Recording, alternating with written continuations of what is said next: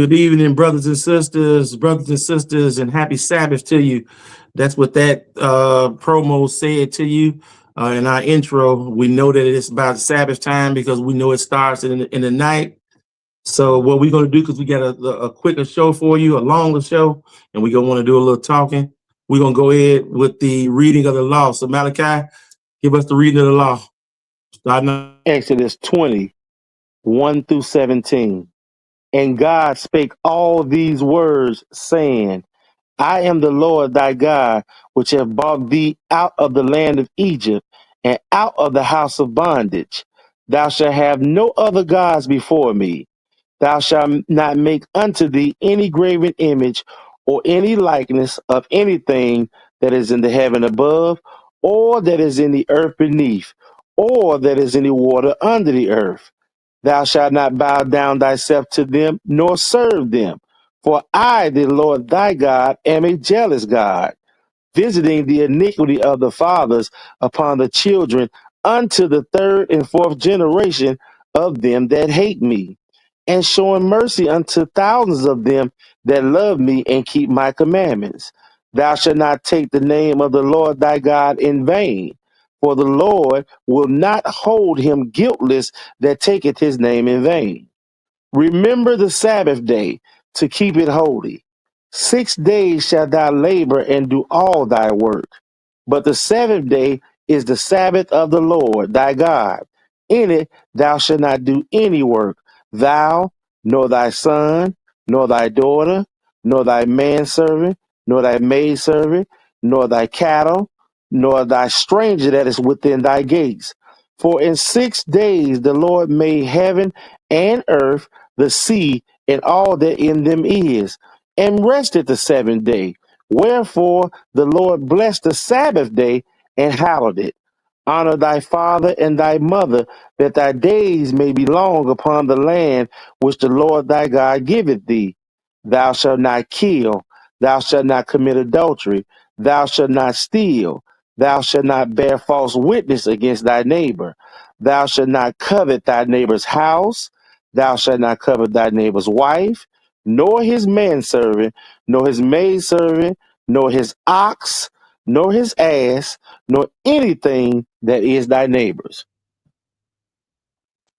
Now we're going to have Ecclesiastes 12, verses 13 and 14. Ecclesiastes 12, verses 13 and 14. Let us hear the conclusion of the whole matter. Fear God and keep his commandments, for this is the whole duty of man. For God shall bring every work into judgment with every secret thing, whether it be good or whether it be evil. Now we have Revelations 22, verses 14 and 15. Revelations 22, verses 14 and 15. Blessed are they that do his commandments, that they may have the right to the tree of life, and may enter in through the gates into the city. For without are dogs, and sorcerers, and whoremongers, and murderers, and idolaters, and whosoever loveth and maketh a lie. Well, sisters and brothers on the TikTok side and on this side here, uh, the Streamwood Yard side, I'm glad that you're here. If you're rocking with us tonight, and we are bringing these lessons to you from the Men of God channel. And this lesson here is very particularly for me and special because it's the first thing that I ever tried to write about a lesson doing this. I came into this knowledge in 2019 during COVID, and I was sitting in the house by myself. Now, my whole life, I've been going to Sunday church, and I have been just doing anything that I want to. I believed in God, and the image that they gave me, I loved it because it was the image that they said God was. And we had nobody to show us that. So during COVID time, when he set the whole world down, so he can really reactivate his teachers and all his people of this knowledge. And how I came about this, I was watching, Brother Bowie from the Israel of God. I had never seen this type of teaching. I didn't believe what I was seeing. And so I started trying to write the notes down on an envelope. I did not own a Bible. I had no idea about precept to precept and how you read it. And so Brother Bowie had the stuff so filled up that the envelope, I was turning over the front side backwards. I'm like, I'm not going to look up all of these words on my phone. I'm not going to do that. That don't make sense. I said, why would he go and read all that stuff out of the Bible? And it was all on the same subject, by the way. So I said, well, you got to skip that. I don't even own a Bible yet. And the next couple of weeks, you know how the algorithm was working probably then, I saw this guy named James Anderson.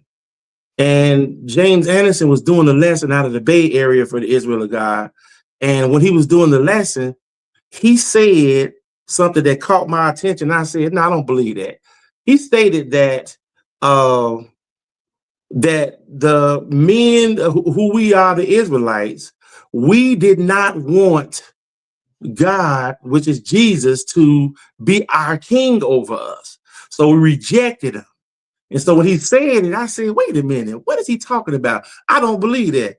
So I ordered a Bible from Amazon that day.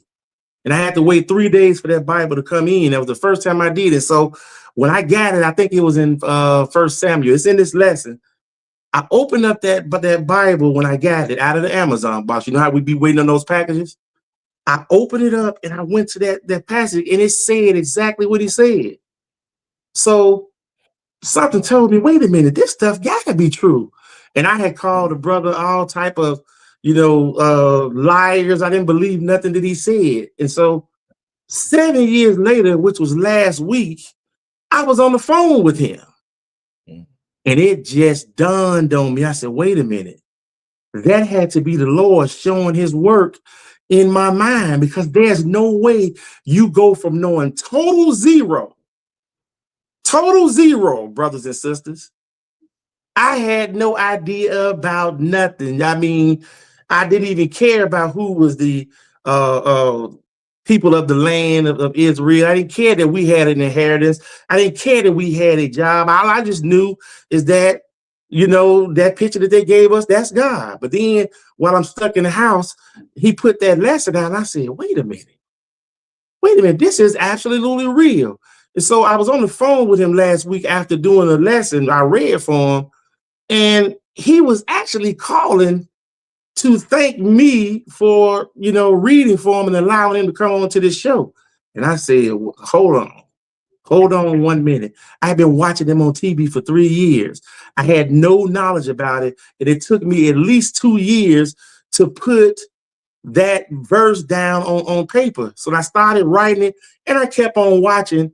And now I did that lesson about 2 years ago. So that was 5 years in the making to do that.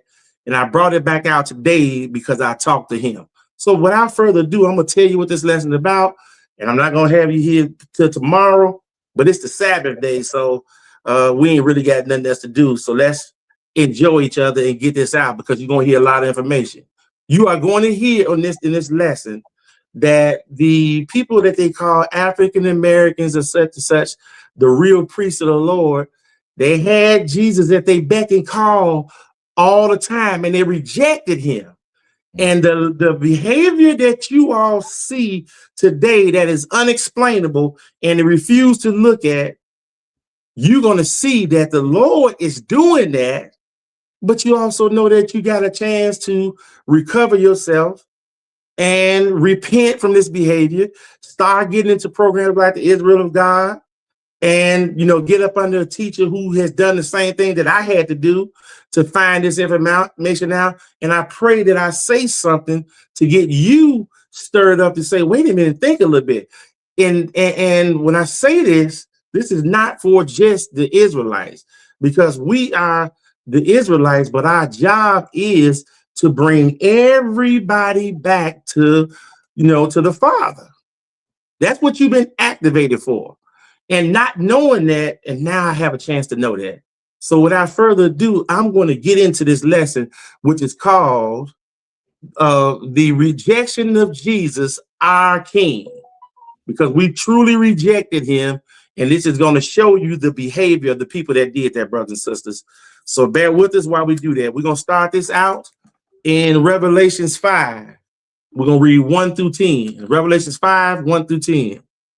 So when you get there, Brother Daniel, and in fact, let me back up and introduce my esteemed reader. One of my brothers called him the residential reader. I said, no, this is the chief reader. So bear with us today and hear his voice because the Lord is working with his brother. Revelations 5, we're going to start off at verse 1. Go ahead. And I saw in the right hand of him that sat on the throne a book written within, and on the backside sealed with 7 seals. And I saw a strong angel proclaiming with a loud voice, "Who is worthy to open the book and to..." Yeah, speak up a little bit. Speak up a little bit. I can barely hear you a little. Really? Okay. All right. And I saw a strong angel proclaiming with a loud voice, "Who is worthy to open the book and to loose the seals thereof?" And no man in heaven, nor in earth, neither under the earth, was able to open the book, neither to look thereon. And I wept much, because no man was found worthy to open and to read the book, neither to look thereon. All right, so we said right there that we in Revelations 5, 1 through 10, and it was explaining Jesus was at the right hand of the Father. Now, everybody keeps saying it's 3, but you'll hear all day long that one is on the right hand, one they call Father and Son, 2 different beings that are handling the business, but they couldn't open this book, right? And one of the elders, and if you hear one of the elders, listen to what they're saying in verse 5. Go ahead. And one of the elders saith unto me, "Weep not. Behold, the Lion of the tribe of Judah, the root of David, hath prevailed to open the book and to loose the 7 seals thereof." Excuse me. And I beheld, and lo, in the midst of the throne and of the 4 beasts, and in the midst of the elders, stood a lamb as it had been slain, having 7 horns and 7 eyes, which are the 7 spirits of God sent forth into all the earth. So this lamb that we're talking about, brothers and sisters, is none other than Jesus. So this Bible that we have in our hand, it was not able to be open, and it's still not open to the entire world at the time. It still got seals because he has a protocol. The right people got to be teaching it, and you have to be keeping his statutes and commandments that I read earlier to get what it is. And he got these 7 spirits, which are angels that's going to and from the earth. So that can just destroy what people are saying, that 7 spirits, when they say the spirit hovered over the water. So if that spirit that hovered over the water was the 3rd God, why is it 7 of them right here that's going all over the earth? So that's just little things that we're going to point out along your way to break up some of this foolishness that they're doing. All right, brother, go ahead with verse 7. And he came and took the book out of the right hand of him that sat upon the throne. And when he had taken the book, the 4 beasts and the 24 elders fell down before the Lamb, having every one of them harps and golden vials full of odors, which are the prayers of saints. So he had these books that he could get opening, so they started opening incense. This is the lamb that was slain from the foundation, brothers and sisters, which means that when Adam sinned, he was already slain because he had to come. And listen to what they did on verse 9. Go ahead. And they sung a new song, saying, "Thou art worthy to take the book and to open the seals thereof. For thou wast slain, and hast redeemed us to God by thy blood out of every kindred and tongue and people and nation, and hast made us unto our God kings and priests, and we shall reign on the earth." And listen to what he said. He said that thou, the Lion of the tribe of Judah, has prevailed to open up this book. He's the root of offspring of David. We know this is Jesus here. And it said he has made us unto our gods, kings and priests. And he said we shall reign on the earth, brothers and sisters. Everybody's saying that they're going to heaven. And right here in the book, it says reign. They tell you that this is apocalyptic literature to stay out of here. Why do they do that? Because they know that if you sit here and read stuff like this, It's just like reading the Old Testament. It's telling you that there's going to be a time where Jesus is going to reign on the earth, not fly you off to heaven, brothers and sisters. Mm-hmm. He's not going to fly you off to heaven, because this guy was born to be a king and reign over this earth. And he said that we should reign with him. So the people like you that's looking like me, that's on this stage, that's presenting this word to you, he said we're going to reign with him if we do that. And that means everybody, because even the strangers would have a inheritance, a lot to have, brothers and sisters. So we're going to go over here to show you, because he was born to be king. He was born to be king. Let's go over to Matthew 2 and let's make proof of what I'm saying. Matthew 2. Matthew 2, because Jesus was born. You never heard him like this. We talk about, oh, how much I love him. Oh, he does this. He's so loving and caring. But they never told you that he was king of Israel and king of the Jews. You hear nobody from that's Jews screaming Jesus' name, and you scream Jesus' name to the so-called Jews, then you will go to jail. It's illegal to say his name over there. So something got to be wrong with that picture, and you got to be able to see that. Matthew 2, and we're going to start off at verse 1. When you get there, brother, go ahead. Now, when Jesus was born in Bethlehem of Judea in the days of Herod the king, behold, there came wise men from the east to Jerusalem, saying, where is he that is born King of the Jews? For we have seen his star in the east and are come to worship him. So, brothers and sisters, did you hear that question? Verse 2 said, where is he that is born King of the Jews? The King of the Jews that's going to reign here on earth, brothers and sisters. Mm-hmm. You don't hear nobody that's calling themselves Jews let you know that Jesus is coming back to reign on earth and they with them. Why is that? Because the Jews don't know that they're Jews. They don't know that their behavior is as such because no one has led them and show you. So he is punishing these people. One of the biggest punishment is slavery, brothers and sisters. So let's go ahead and handle this. Go ahead with verse 3. When Herod the king had heard these things, he was troubled, and all Jerusalem with him. And when he had gathered all the chief priests and scribes of the people together, he demanded of them where Christ should be born. So, brothers and sisters, Herod was demanding where Christ should be born, right? So if he is demanding where Christ be born and he was the king of the Jews, why would he be having to ask the Jews, brothers and sisters? We're going to point this out to you because they said that these wise men were right there. So he's asking them. Drop down to verse 6 and go ahead. And thou, Bethlehem, in the land of Judah, art not the least among the princes of Judah. For out of these shall come a governor that shall rule my people Israel.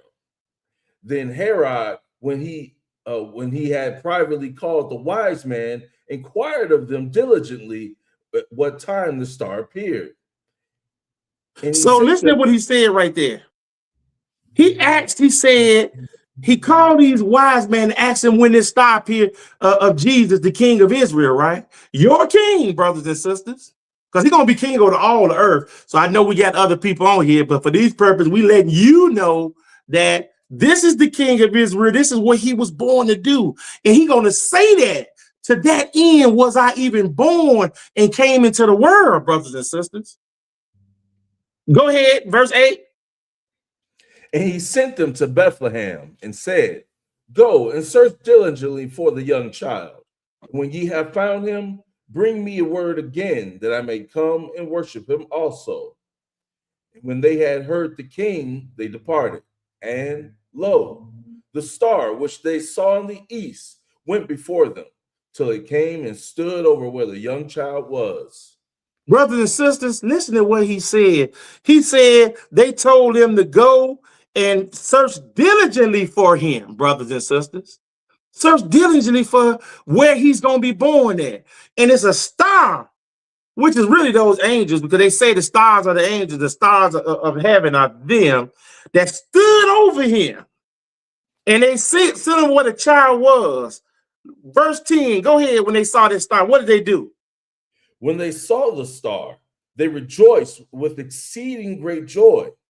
When they were come into the house, they saw the young child with Mary, his mother, and fell down and worshiped him. And when they had opened their treasures, they presented unto him gifts, gold and frankincense and myrrh.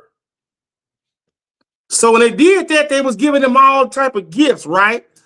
And they know that Herod is running around here looking for them. And when they did that, read verse 12, what did they do? What did God do?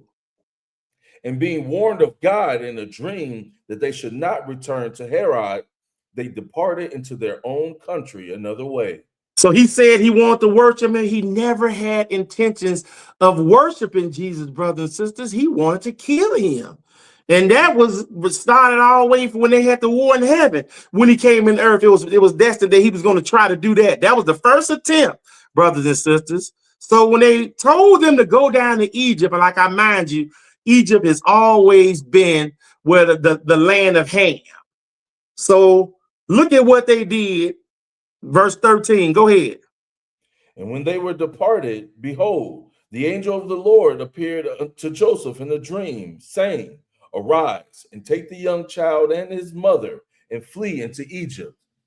And be thou there until I bring thee word, for Herod will seek the young child to destroy him. When he arose, he took the young child and his mother by night and departed into Egypt. So he went there amongst all of those other families in Egypt that God wanted him to go there because they look just like him, brothers and sisters. Mm-hmm. I just put a video on his Facebook the other day. If you can go and look and see this, where it'll show you where he said, my suppliants, that means the people who are praying for a return, my dispersed. Is in Zephaniah, I think 1 verse 3, 3 verse 10, where he'll tell you my suppliants are going to come back beyond the rivers of Ethiopia. This is all Africa.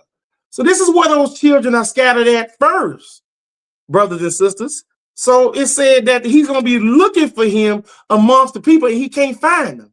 And if he wasn't that way, if it was all the people that's there now, why didn't Herod just call down there and say, it's a black family coming down? No, it's a family like us that should stick out like a sore thumb. Send him back when he get down there. But they couldn't because they could not tell him apart. So we're going to go and make further proof of that, because this is why you are the children of Israel, brothers and sisters. I'm going to show you why. Because the Lord said so. All right, so we're going to go over to Hosea 11. We're going to read one verse. We're going to hear what the Lord said about this. Hosea 11, we're going to read one verse.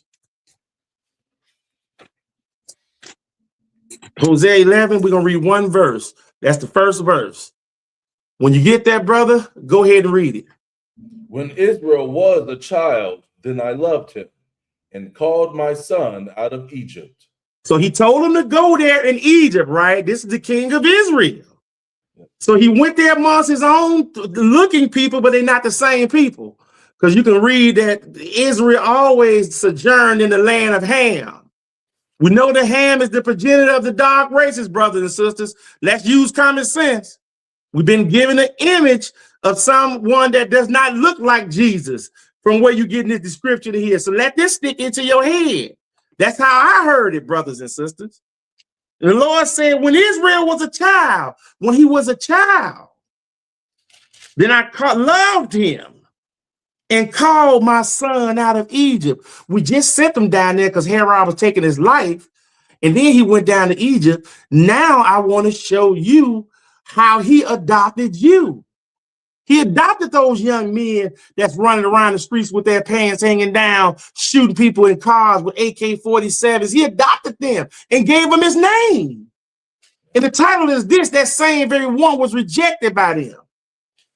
We're going to see this adoption right here in Genesis 32. Genesis 32. And I want you to write these things down, brothers and sisters, because you're going to see this and be able to hear it. Genesis 32, we're going to read 24 to 28. Genesis 32.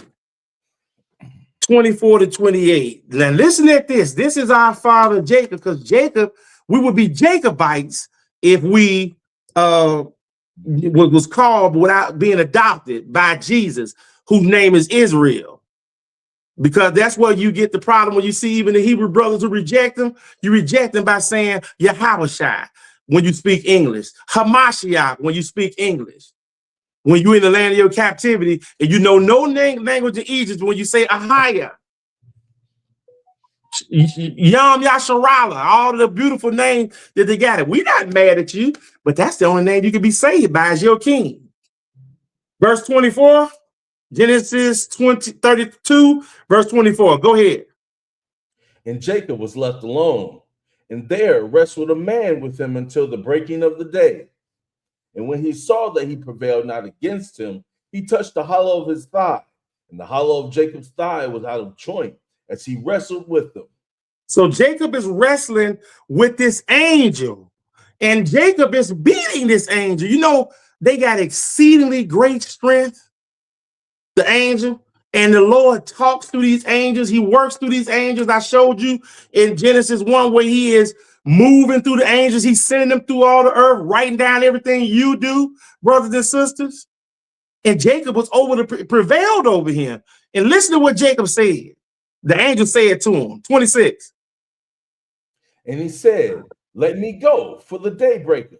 And he said, I will not let thee go, except thou bless me.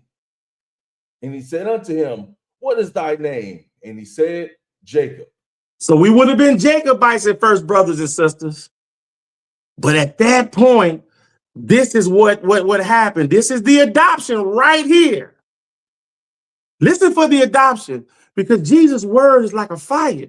You can read that in Jeremiah 23, verse 28. He'll tell you, isn't my words like fire? That's how he baptized the man on the cross with him. He didn't go do the water, but he baptized him with his words. He that come after me will baptize in fire and water. Listen to what he did to him when he changed your name. 28. And he said, thy name shall be called no more Jacob, but Israel. For as a prince hast thou power with God and with men, and hast prevailed. So if our father Jacob was a prince, then all his descendants are princes. We're princes of the earth, brothers and sisters. And that means we are his priest. We are his priest. But he came to us over and over and over and over, and we rejected him. And this is totally troubling to him. How often would I have gathered you, he said, but I'm going to let you see one time when he came to those same people. You hadn't even went out to slavery yet, brothers and sisters. You hadn't done that. So let's see, because you never wanted him to reign over you. You don't want him to reign over you to this day. This is the whole issue. This is why the conditions are they are. And everybody tell you don't read Deuteronomy 28, you better run and read it, because that's how you'll know and be able to identify why your light's always going off, why you're always getting flat tires, why your kids is being killed in the streets, why you can't stop celebrating Christmas and putting up trees and having Easter egg hunts and all these things, brothers and sisters. And he just sitting there watching. He gonna give you more and more punishment, but shows like this is gonna open your eyes up. Let's go over to Psalm 69. Psalm 69, so we can hear how troubled it was when he walked up on you, brothers and sisters. Psalm 69, we're going to start off at verse 1. Let me get over here. We're going to read 1 through 9, brothers and sisters. Psalm 69, go ahead, verse 1. Save me, O God, for the waters are come in unto my soul. I sink in deep mire where there is no standing. I am come into deep waters where the floods overflow me. This is Jesus. He's talking to the Father through the mouth of David. A lot of people, they don't tell you to go in the Old Testament, just in case you do, you won't recognize this, because he say, my sheep hear my voice, brothers and sisters. This is what he's talking about, because he's crying out to you. And listen to what he said in verse 3, how he feels about you not hearing him and rejecting him. Verse 3. I am weary of my crying. My throat is dried. Mine eyes fail while I wait for my God. They that hate me without a cause are more than the hairs of mine head.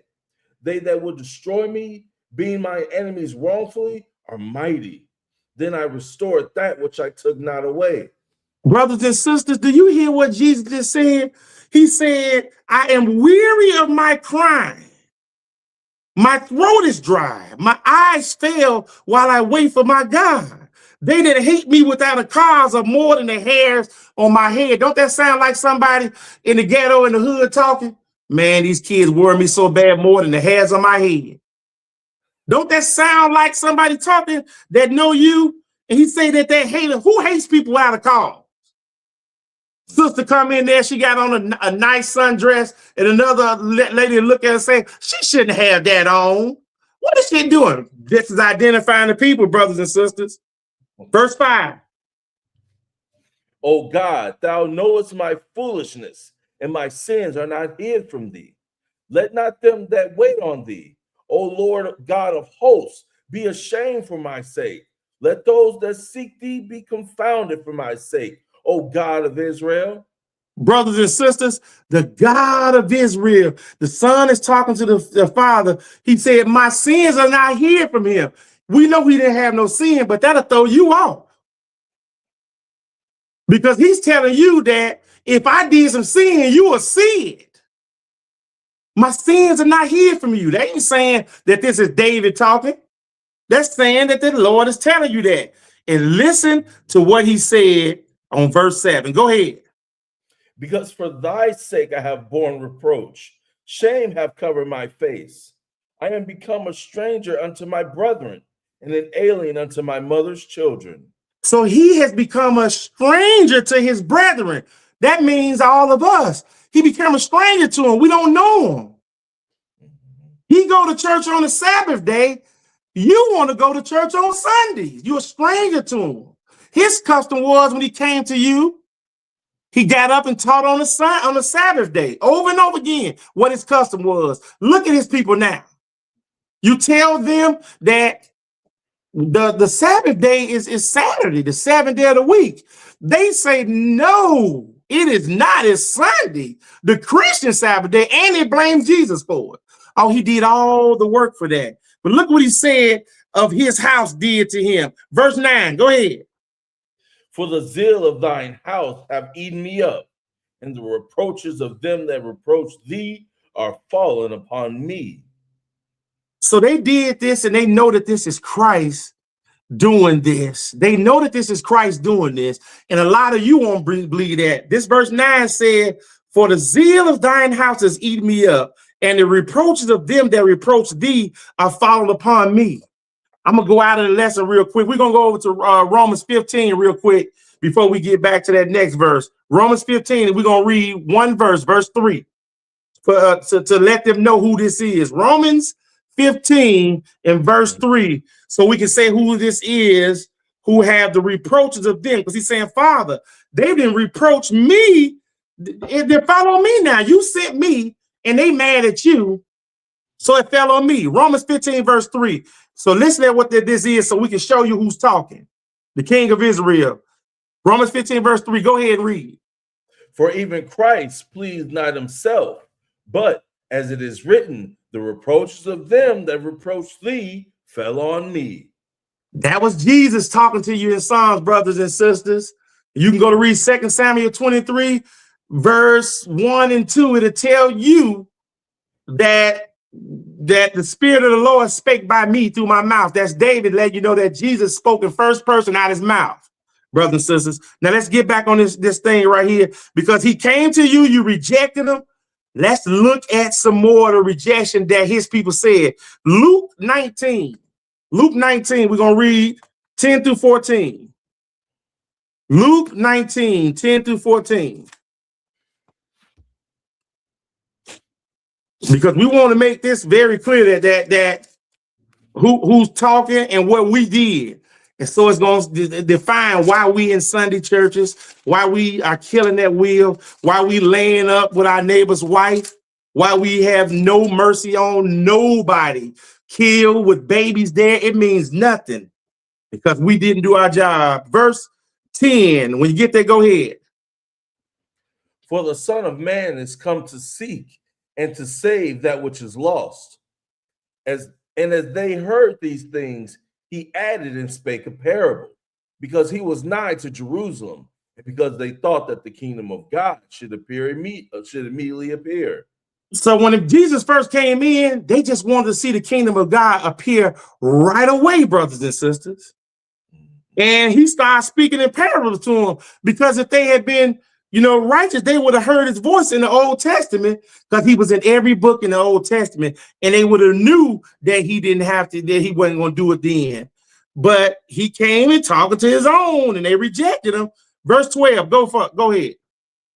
He said, therefore, a certain nobleman went into a far country to receive for himself a kingdom and to return.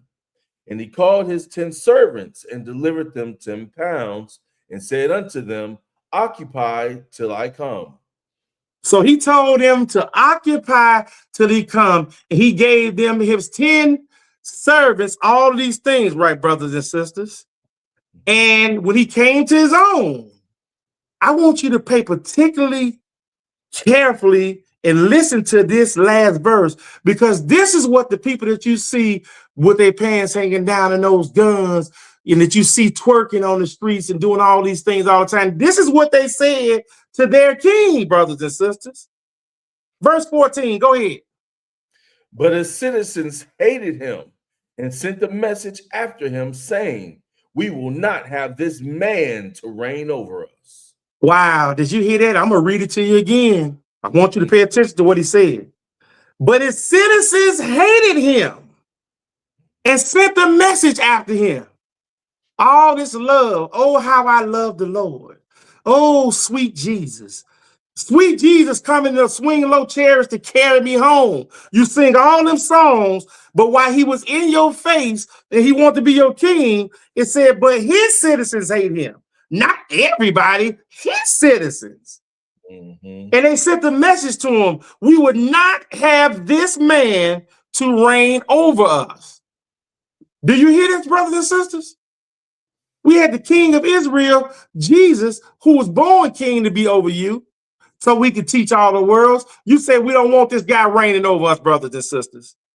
So we're going to go ahead now and let you see what Pilate had. And we're going to go over to John 18. John 18.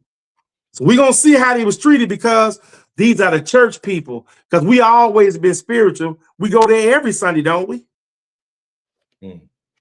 We love going to church on Sunday. We love hearing the choir sing. We love all those high places that's built on every corner. And I'm going to show you some of that too. You ain't going to be able to get out of this one, brothers and sisters. Pay attention to this real quick. John 18, we're going to start at verse 29. When you get there, brother, go ahead. Pilate then went out unto them and said, what accusation bring ye against this man? They answered and said unto him, if he were not a malefactor, we would not have delivered him up unto thee. They just gave witness to their crime. They said, they answered when Pilate asked them, what accusation do you have against him? He said, if he was not a malefactor, we would not have delivered him up to thee. We, his people, delivered him unto Pontius Pilate, brothers and sisters. Remember that. 31. Go ahead. Then said Pilate unto them, take ye him and judge him according to your law. The Jews therefore said unto him, it is not lawful for us to put any man to death, that the saying of Jesus might be fulfilled, which he spake, signifying what death he should die. So listen to what this thing is. They running and using the laws of the man they getting ready to hang against him. They say it's not lawful, but they're accusing him. In other words, the law that he wrote, that man, since he wrote this law, we ain't gonna put him to death on it. So you put him to death. Wow. So listen to what Pilate asked them. Verse 33, go ahead. Then Pilate entered into the judgment hall again and called Jesus and said unto him, thou art the King of the Jews. And Jesus answered him, sayest thou this thing of thyself, or did others tell it thee of me? Did you hear what he said? Pilate asked him, "Are you the king of the Jews? Are you the king of those princes that I named that the angel wrestled with? Are you the king of those young men that's on the street corners every day, mad for the fury of Jesus? Are you the king that had their pants wagging low and everybody is emulating them around the world? Are you the king of the people that are on the news every night over and over with nothing good? So that Jesus don't have to look far down from heaven. He could turn on the TV up there through one of the angels and see him every night, brothers and sisters. Are you the king of these people? Jesus said to anybody tell you. So listen to what Pilate said to him. He said, somebody have to tell you that because you obviously don't know who I am. 35, go ahead. Pilate answered, Am I a Jew? Thine own nation and the chief priests have delivered thee unto me. What hast thou done? Jesus answered, My kingdom is not of this world. If my kingdom were of this world, then would my servants fight, that I should not be delivered to the Jews. But now is my kingdom not from hence. So, brothers and sisters, this is what people always do when they say that Jesus said that he ain't coming back on the earth no more. But that word, but now is my kingdom from not hence. The word hence means in the future. The word hence means in the future, brothers and sisters. And so he said that my servants would fight.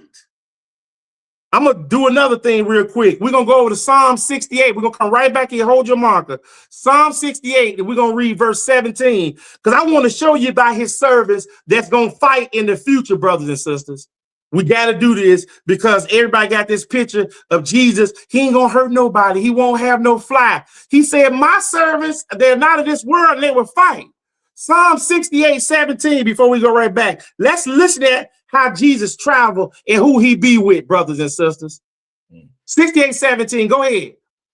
The chariots of God are 20,000, even thousands of angels. The Lord is among them, as in Sinai, in the holy place. Did you hear that, brothers and sisters? He said that the chariots of the Lord are 20,000 and even thousands of angels, brothers and sisters. And he is among them as he was in Sinai when he was leading them out. That's what he do. Those are his servants that would fight, brothers and sisters. This is how he get down. You're not dealing with the cream puff you think he is. Now let's quickly go back over there and pick up at 37. So we told you to hold the marker. Let's going back to John 18, 37, because he told Pilate that, and this is why Pilate is starting to get scared. And Jesus is going to tell him and say, where was he that was born king of the Jews? 37. Listen to Pilate what said to him. Go ahead. Pilate therefore said unto him, Art thou a king then? Jesus answered, Thou sayest that I am a king. To this end was I born, and for this cause came I into the world, that I should bear witness unto the truth. Everyone that is of the truth heareth my voice. Pilate Did you hear what he said? Did you hear what Jesus said to him? Thou sayest that I am a king. To this end I was born. He said, I was born to be king. Where is he that was born king of the Jews? Where is he that was born king of those young men, brothers and sisters? Pilate said that to him. Read what he said next. 38. Pilate said unto him, What is truth? And when he had said this, he went out again unto the Jews. And they said unto them, I find him no fault at all. So Pilate was scared. Then his wife later gonna call him. He really gonna want to get rid of him. But look at what the Jews said. Listen at their response, brothers and sisters. These are all the church people that say they love Jesus. 39, go ahead. But ye have a custom that I should release unto you one at the Passover. Will ye therefore that I release unto you the King of the Jews? Then cried they all again, saying, Not this man, but Barnabas. Now Barnabas was a robber. So listen Barabbas, to what they said, brothers and sisters. Notice what they said right here, that they have a custom. It was Passover. It was the midst of the week. And you know this same writing down here in this same time, they're going to slip the word Easter in there. And you know no Hebrew wrote that word Easter, but he's telling you right here, this is y'all custom at Passover. This is your custom right now to this day that you don't know, brothers and sisters, because you rejected him as a king of the Jews. But the point I want you to take from this, that they said, give us the robber, give us the lowlife. And we don't want this guy to rule over us. We would not have a reign over us. Now we can go straight over to John 19 and pick it up at verse 1. So see what he ended up doing. Verse 1. Then Pilate therefore took Jesus and scourged him. And the soldiers platted a crown of thorns and put it on his head. And they put him in a purple robe. Go ahead. And said, Hail, King of the Jews. And they smote him with their hands. Pilate therefore went forth again and saith unto them, Behold, I will bring him forth to you, that ye may know that I find no fault in him. He's scared. He's trying to make sure that Jesus know, man, I don't find no fault in you. Your own people is doing this because they said, no way. Thank you, my brother Smell. Go ahead, verse 5. Then came Jesus forth, wearing the crown of thorns and the purple robe. And Pilate saith unto them, Behold the man. When the chief priests, therefore, and officers saw him, they cried out, saying, Crucify him, crucify him. Pilate saith unto them, Take ye him and crucify him, for I find no fault in him. So they were saying, crucify him. Brothers and sisters, these are the church people that's doing this. They're saying, crucify this guy, their own king. These are the church people. There's no difference today. They still rejected him. They go to church every Sunday with the mothers with the big hats on. They're getting up, cooking the Easter eggs and the morning bench. And all the saints getting together and everybody feels so happy. These are the same people that call themselves bishops now, the deacons, the first lady. Everybody's in on it. While they in there having a festival, fleecing you, the kids of those people is on the street like the headless horsemen, brothers and sisters. Verse 7. The Jews answered him, We have a law, and by our law he ought to die, because he made himself the Son of God. When Pilate therefore heard that saying, he was the more afraid. He is definitely scared. He heard him calling Jesus the Son of God, brothers and sisters, because the Son of God will make him God. Verse 9, go ahead. And went again into the judgment hall and saith unto Jesus, Whence art thou? But Jesus gave him no answer. Then saith Pilate unto him, Speakest thou not unto me? Knowest thou not that I have power to crucify thee and have power to release thee? So Jesus is letting these people know, brothers and sisters, Jesus is letting you know that you have no power over me. And so listen to how Jesus tell him, and these are very chilling words. Verse 11, go ahead. Jesus answered, Thou couldst have no power at all against me, except it were given thee from above. Therefore he hath delivered me unto thee, have the greater sin. So we had delivered him. He's saying that we have the greater sin. So listen at this. Drop down to verse 18 and go ahead. Where they crucified him and two others with him on either side, one and Jesus in the midst. And Pilate wrote a title and put it on the cross. And the writing was, Jesus of Nazareth, the King of the Jews. They got it in big letters. He's trying to remind you. And you seeing what I wrote this title for, the rejection of Jesus our King. Verse 20. Go ahead. This title then read many of the Jews, for the place where Jesus was crucified was nigh to the city, and it was written in Hebrew and Greek and Latin. So it was Then written in said, Hebrew, Greek, and Latin. So it could have said Yahawashai, Hamashiach, Jesus, Christ, the Messiah. All those names, brothers and sisters. So go ahead and read the next verse. Go ahead. 21. Then said the chief priests of the Jews to Pilate, write not the king of the Jews, but he said, I am king of the Jews. So Pilate said that Jesus was like, hey, don't write that down, that he's the king of the Jews. Wrote that he said he was the king of Jews, because we don't want this man to reign over us. This is the rejection of Jesus, our king. Finish it out. Pilate answered, what have I written? What I have written, I have written. So Pilate said, I don't care what y'all say. Y'all can try to kill him all y'all want to. This is an innocent man, and y'all don't want him. So let's deal with us right now. So we seen Jesus and he came in the world, you rejected him. Now we getting ready to deal with us. Why we are showing some of the adoption skills. Let's see what he made us. Everybody that's in our nation right now. Let's go over to Exodus 19. Exodus 19.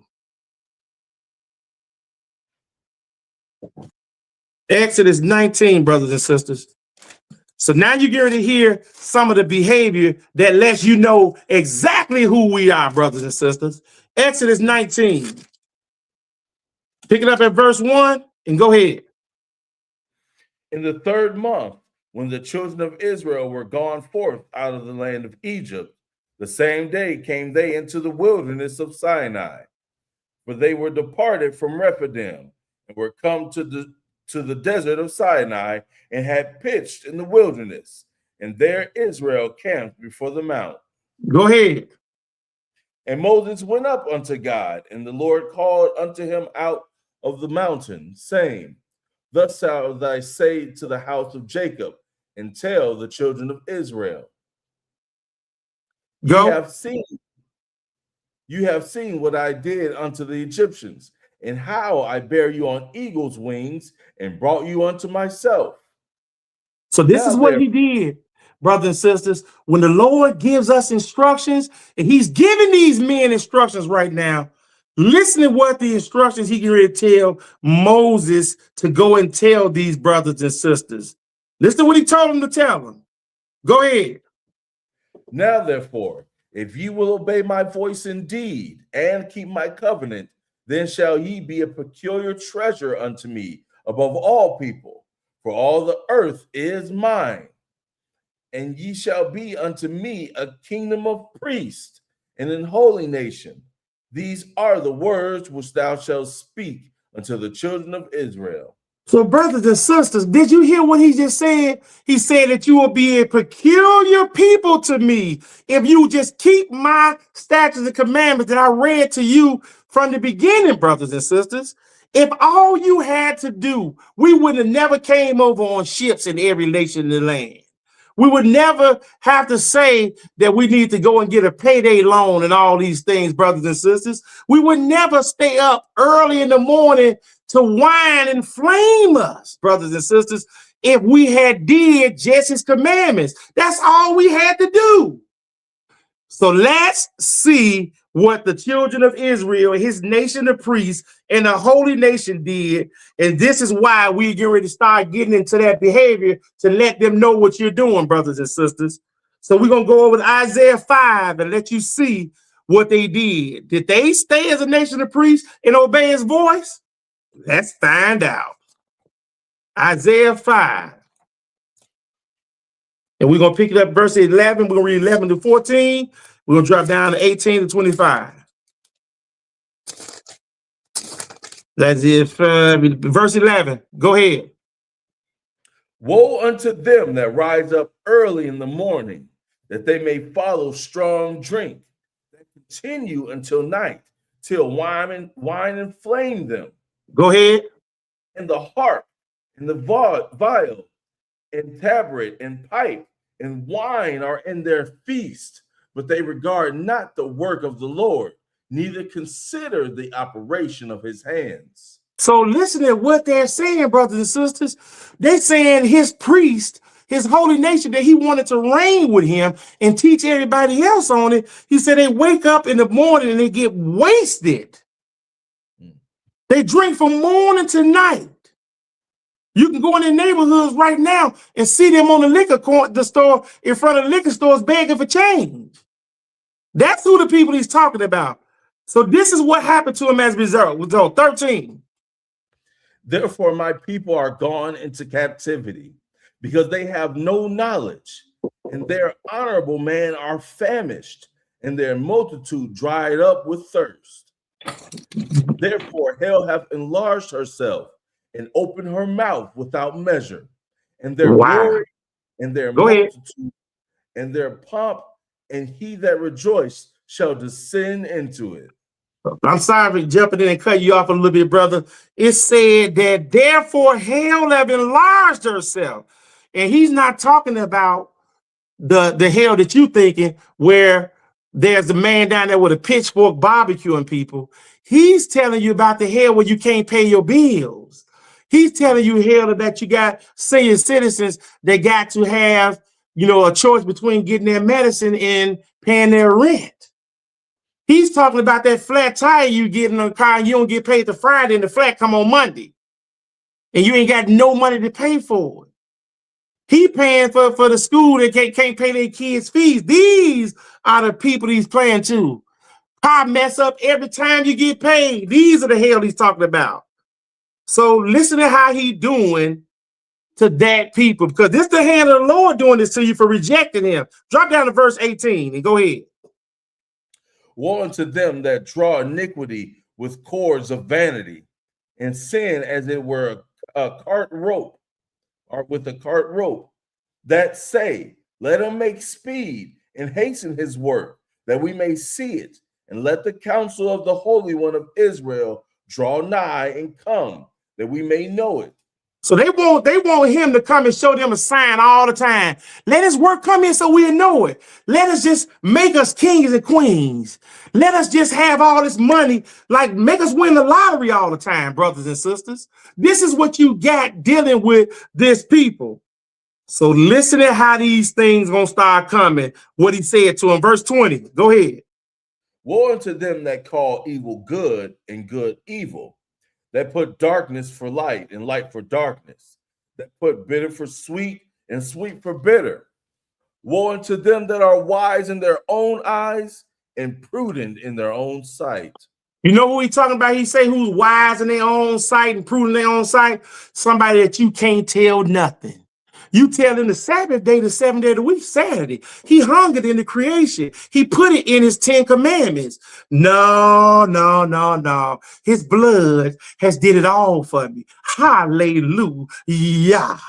Oh, hallelujah. Woe to them is what he's saying, brothers and sisters. They prudent in their own sight. 22.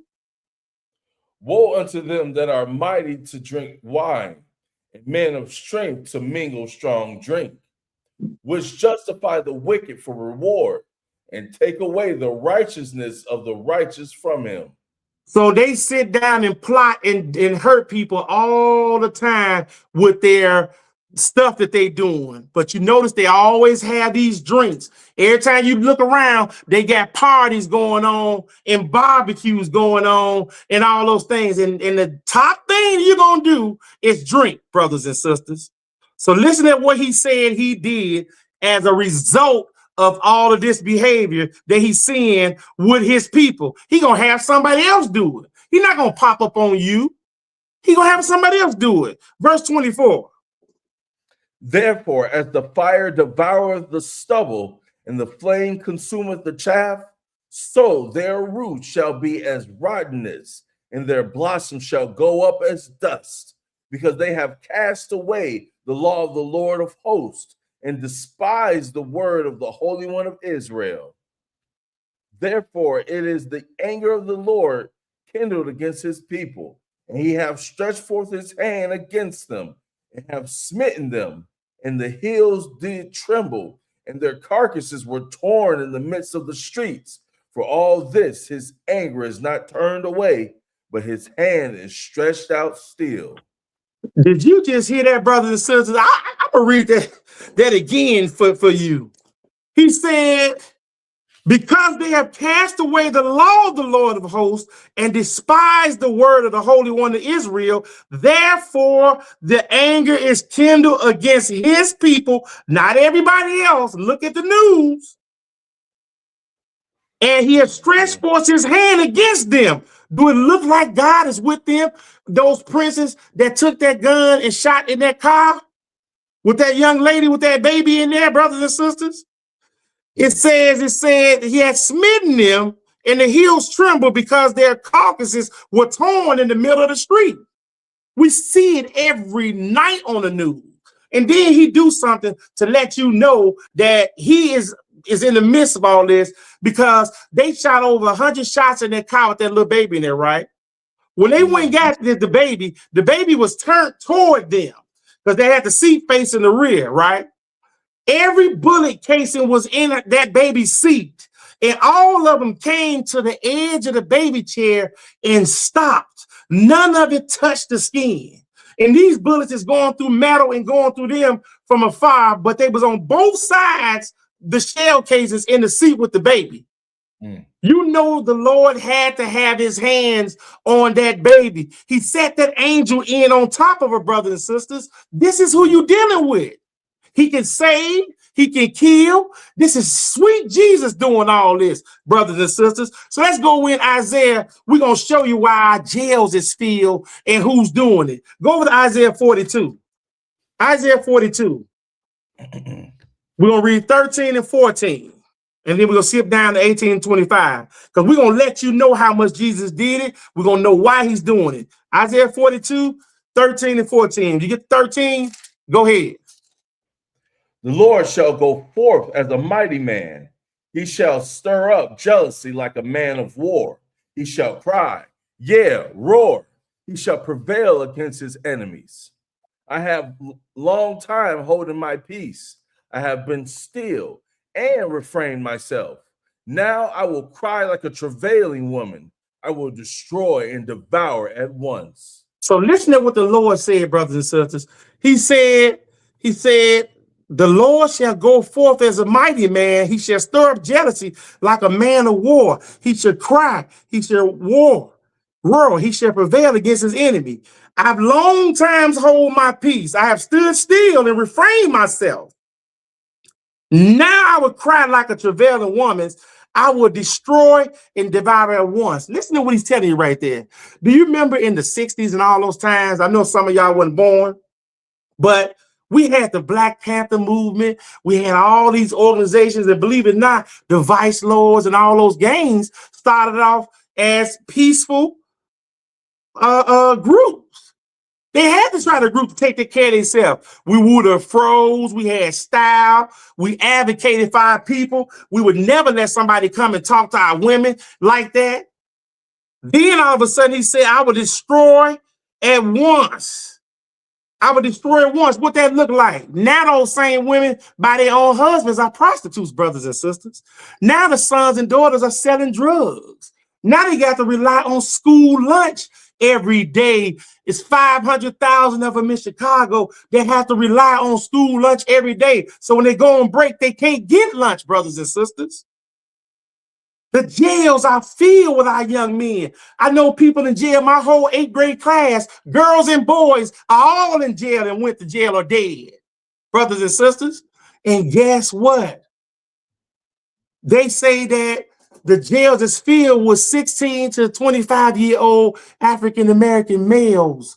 I watch some stuff. They're getting podcasts in jail now where they showing men making Israelites kiss each other and have sex and beating them and extorting them and ruling over them with vigor. This is what they're doing to each other, brothers and sisters. Drop down to 18, and this is why they don't know that they are the children of Israel and they reject their creed. Look at what he said to them, 18.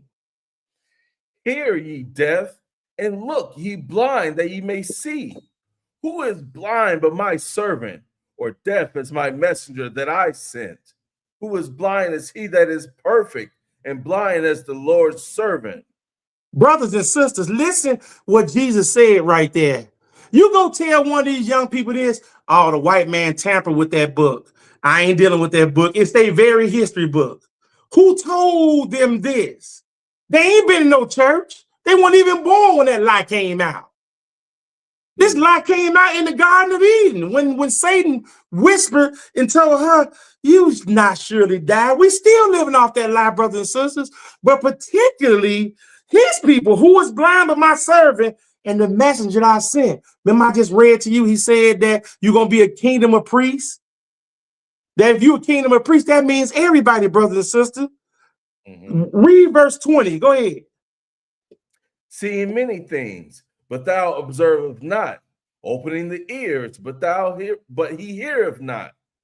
The Lord is well pleased for his righteousness' sake. He will magnify the law and make it honorable. Brothers and sisters, he said that the Lord is well pleased for his righteousness' sake. He will magnify the law.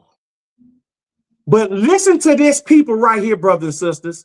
Listen to this people, and you listen real good so we can identify these people. And I want you to ask yourself, who is this? Who is this right here, 22? Go ahead. But this is the people robbed and spoiled. They are all of them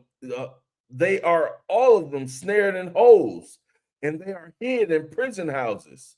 They are for prey, and none delivereth, for a spoil, and none saith restore.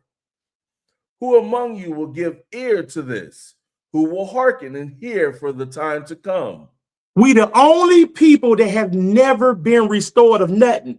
The Indians cannot be Israelites because they got reservations and casinos and all that stuff, brothers and sisters.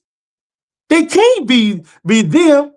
The Mexicans got all type of stuff that was given to them. They can't be brothers and sisters, but it said, who among you will hear for this? Like I took the challenge. Like when I saw that brother James saying this, and I read it, when I heard some of this stuff, I said, wait a minute, that's talking about us.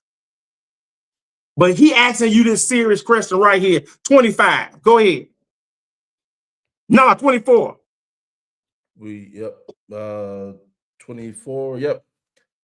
Who gave Jacob for a spoil? No, we on 23, brother. We read that. Go ahead, though. Read again. All right. Who among you will give ear to this? Who will hearken and hear for a time to come? Who gave Jacob for a spoil and Israel to the robbers? Did not the Lord, he against whom we have sinned? For they will not walk in his ways, neither were they obedient unto his law. So his people did not keep his laws, statutes, and commandments, brothers and sisters. They did not keep it. The Israelites did not keep his commandments, not the Jacobites. The Israelites did not keep the Lord's commandments. So when they didn't do that, listen at the consequences from the Lord. 25. Therefore he hath poured upon him the fury of his anger and the strength of battle, and it have set him on fire round about, yet he knew not, and it burned him, yet he laid it not to heart. Brothers and sisters, they don't even think that this is talking about them. They love Jesus so much, they would never be able to imagine that Jesus got them on fire round about. He removed them angels of protection from around them, and their young men are being killed like this. Brothers and sisters, you have no shield if you don't have your king. You rejected him. Now, this is where we get ready to go right now. It's been ready to tell you exactly where I got this from when I heard when that brother James did this lesson. Go to 1 Samuel 8 real quick, because we want to make further proof of what he had said right here that caught my eye, because Jesus came right here to these people, brothers and sisters. 1 Samuel 8, we're going to read 4 through 9, and then we're going to drop down and do from 13 to 20. 1 Samuel 8, 4 through 9. So I want you to hear this. I'm there. Go ahead, brother. Then all the elders of Israel gathered themselves together and came to Samuel unto Ramah and said unto him, Behold, thou art old, and thy sons walk not in thy ways. Now make us a king to judge us like all the nations. Did you hear what he said? They said, make us a king to judge us, to rule over us like all the nations. Make us a human king that would do this, brothers and sisters. That's what they said. Go ahead.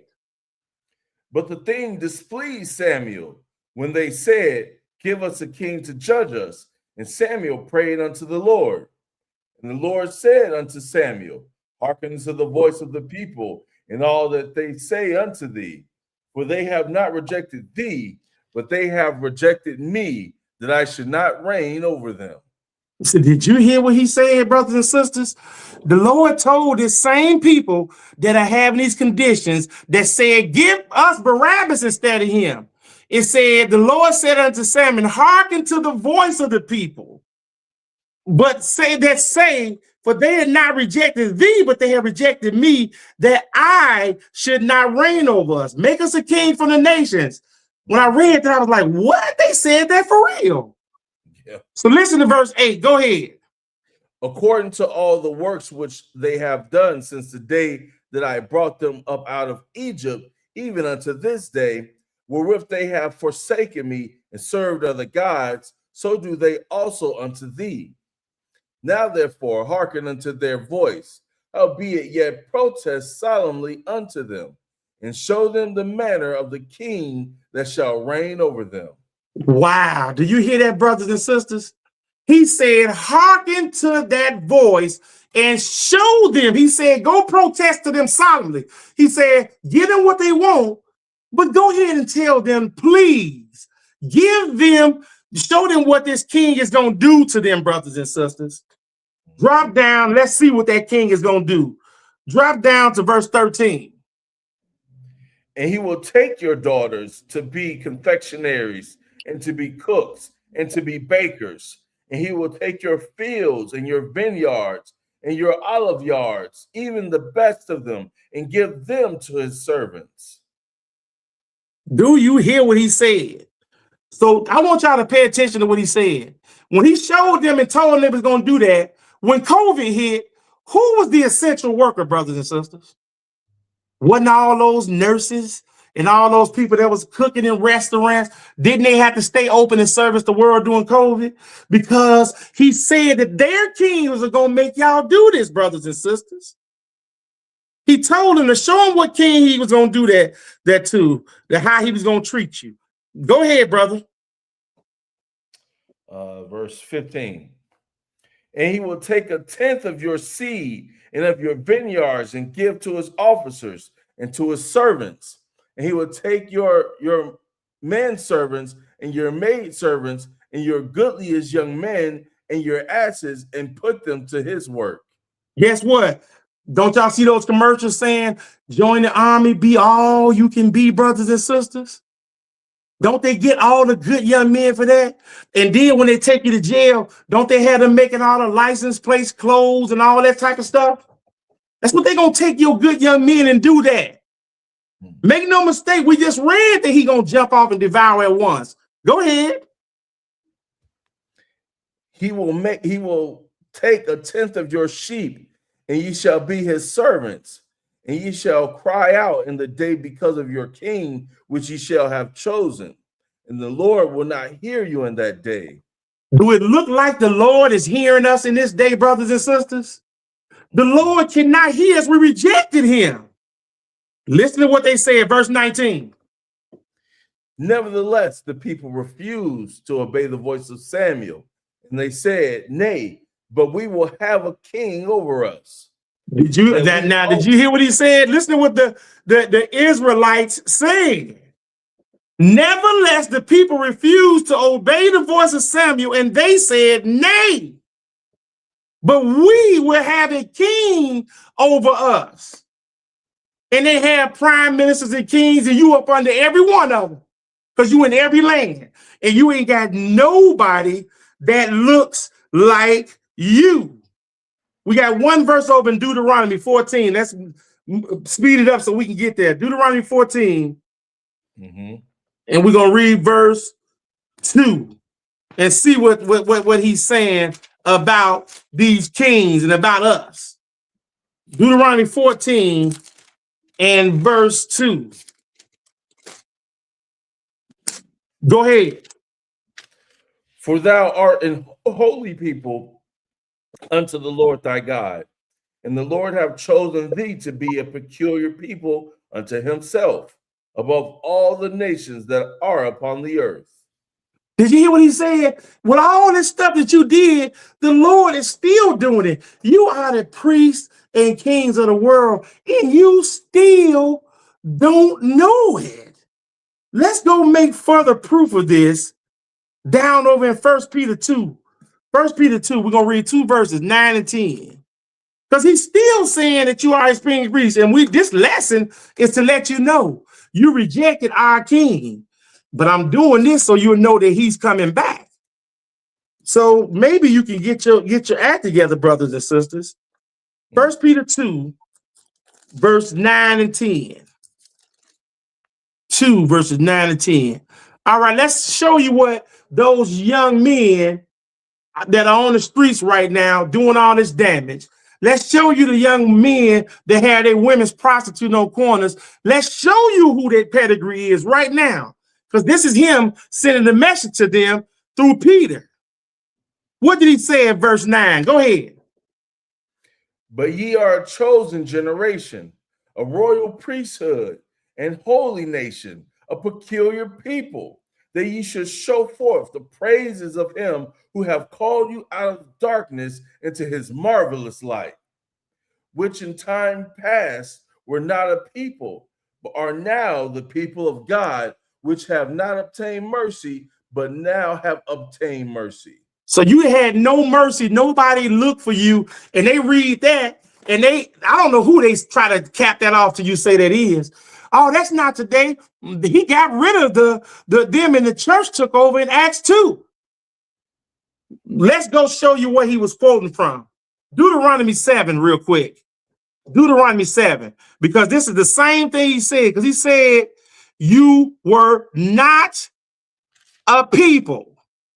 Because you were in amongst the Egyptians, you were not a people. You hadn't been formed yet. But he chose you out of darkness. Egypt was a dark place. He said, this people that I chose out of darkness to myself. And you still are a chosen generation. This is First Peter. This is the end of the Bible, brothers and sisters.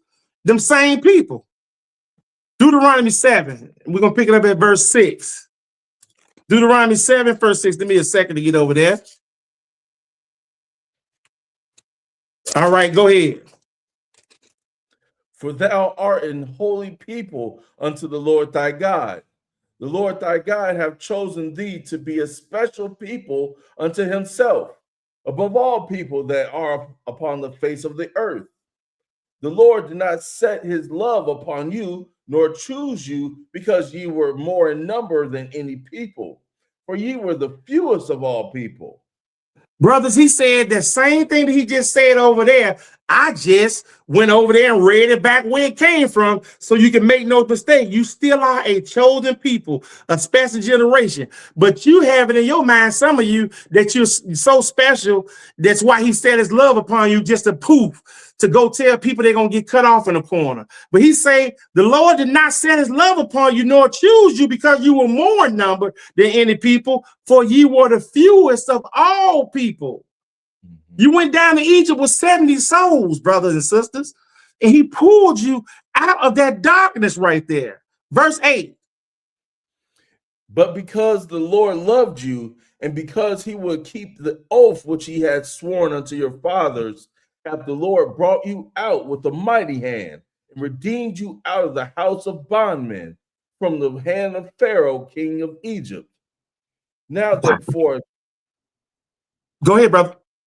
Know therefore that the Lord thy God, he is God, the faithful God, which keepeth covenant and mercy with them that love him and keep his commandments to 1,000 generations. Brothers and sisters, he said that he gonna keep that covenant with the children of Israel for 1,000 generations. That's well beyond the time we are in right now. We have not got to 1,000 generations yet, brothers and sisters. So please pay attention to what you are reading right here. We are going to go over, because now they always saying that we got it so bad, but they say that we are from Africa and we are African Americans. That's just us right here, right? 2 continents, no resting place. They called us the wandering Jews of the Bible. But right here in Hosea, when you had your own land, you was doing the same thing that you see now. So let's see if we can match that behavior that got you kicked out and sent away on those slave ships, brothers and sisters. Let's see if we can pinpoint what you was doing. Hosea 4. Let's see if it was the same. Give me 1 and 2. Hosea 4, 1 and 2. Hear the Go word ahead. of the Lord. Hear the word of the Lord, ye children of Israel.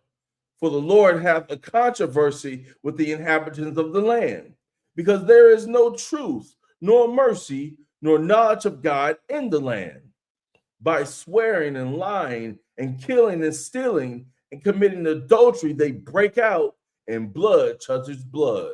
He said by swearing and killing and lying and committing adultery, they break out and blood touches blood. What do our news look like every night, brothers and sisters? You cannot make this up. Who is this that are swearing all the time? Who is this that are lying all the time? And did we just see some of the most insane killing that you ever can see from this people? And he said, blood breaking touches blood. How many times we look around that all these rappers on TV, look at this trial that we got going on with they prostitute and doing everything wicked, ungodly for the whole world to see it. Now they got other people that did these same things and nothing happened to them. But all of your stuff is on TV, Israel. Drop down to verse 6 and go ahead. My people are destroyed for lack of knowledge. Because thou hast rejected knowledge, I will also reject thee, that thou shalt be no priest to me, seeing thou hast forgotten the law of thy God. I will also forget thy children. As they were increased, so they sinned against me. Therefore will I change their glory into shame. So look at what he said. The people that sinned against him, listen to what Jesus said about them. He said, as they were increased, you know we can have some babies, they sinned against me. Therefore will I change their glory into shame. And Isaiah, did not just read to you that he said that I got them on fire round about? Who is getting their glory changed into shame? Is this shameful behavior that you're seeing? This is the punishment for rejecting your king. Go ahead, brother. Verse 9, 8. 8. They eat up the sin of my people, and they set their heart on their iniquity. And there shall be like people, like priests, and I will punish them for their ways and reward them their doings. He's still saying you the priest. He is still giving you the title of the priesthood, brothers and sisters. While you gone, he said, I'm going to punish you for your doing. Aren't they all going to jail for life that you seeing? Didn't I tell you the jails is full? This is what he is saying about this people. Go ahead, brother. For they shall eat and not have enough. They shall commit whoredom and shall increase not, because they have left off to take heed to the Lord. Whoredom and wine and new wine take away the heart. And so look what they're doing. They going in the church. They asking that statue they got up there. They still love gold and jewelry. They will tell you, I can't go to no Sabbath class. I got to work. I can't got to go to no Sabbath class. I ain't got no babysitter. I can't go honor him on the Sabbath class. I'm going to stay here and watch it on TV. I can't go there. I got to go to church tomorrow. What does it look like me going on Saturday? Verse 12. Look at what they do. 12. My people ask counsel at their stocks and their staff declareth unto them. For the spirit of whoredoms have caused them to err, and they have gone a whoring from under their God. Go ahead. They sacrifice upon the tops of the mountains and burn incense upon the hills, under oaks and poplars and elms, because the shadow thereof is good. Therefore your daughters shall commit whoredom, and your spouses shall commit adultery. So listen to what he said right there. I had you read that one because I saw that you burn incense on the top of the hills. That means you go into those churches that's on every corner. So I thought that was necessary to read that. He said, therefore, your daughter shall commit whoredom and your spouses shall commit adultery. Don't they see it a lot of time in these Sunday churches? The pastor is counseling a man with his wife in our community. And next thing you know, she divorcing the husband and marrying the pastor. How many times you think that happened? He's telling you that they're going to do this. Drop down to 16. Give me 16 and 17. Look what he said about us. Go ahead. For Israel slideth back as a backsliding heifer. Now the Lord will feed them as the lamb in a large place. Ephraim is joined to idols. Let him alone. So listen to what I just had read to you right there, brothers and sisters. I put that Ephraim is joined the idols in there. Leave him alone for my brother being chosen Israel, because we say this all the time. But he said 16, for Israel slideth back like a backsliding heifer. Now the Lord will feed them as a lamb in a large place. Do you know what a lamb is? He was the lamb. The lamb came to die, to be slaughtered. One of the elder brothers told me that the lamb is standing in line waiting to be slaughtered. He'll walk right up to it after he see the first man get slaughtered in front of him. But any other animal see the animal get killed, he running away like mad. The Lord said he gonna feed you. You're gonna walk straight into those bullets, brothers and sisters. This is what he's saying about you right here. Go over to Hosea 5 real quick, and let's listen to some of the verdict against our priests. Because remember, we are the priests of Israel who rejected our king. Verse 5, we're going to start from 1 through 4. Go ahead.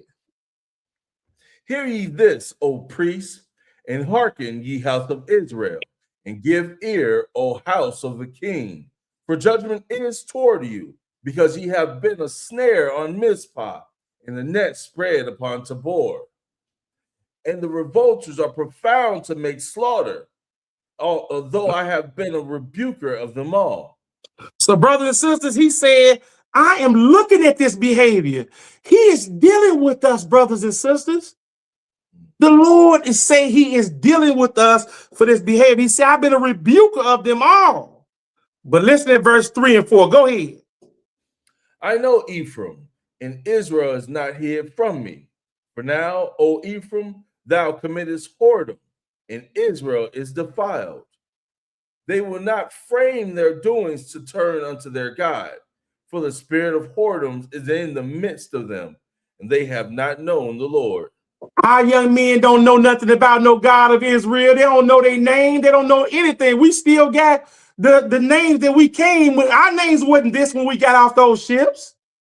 We still got in captivity. We still got the names on us now. What is a Johnson? And you talking about Yahweh Shai? What is a Smith, brothers and sisters? We got to pay attention to this. Let's go over here and see what he did to these priests. And this is going to be pretty scathing. Ooh, Malachi. The Malachi, and put it on the board for us too. This is the last book in the Bible. And so it's really scathing. He really talking to you right here. We're going to read 1 through 3, and then we're going to read 7 through 9. Go ahead. And now, O ye priests, this commandment is for you.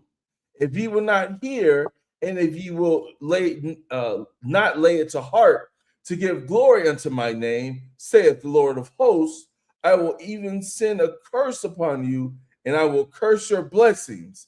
Yeah, I have cursed them already, because ye do not lay it to heart.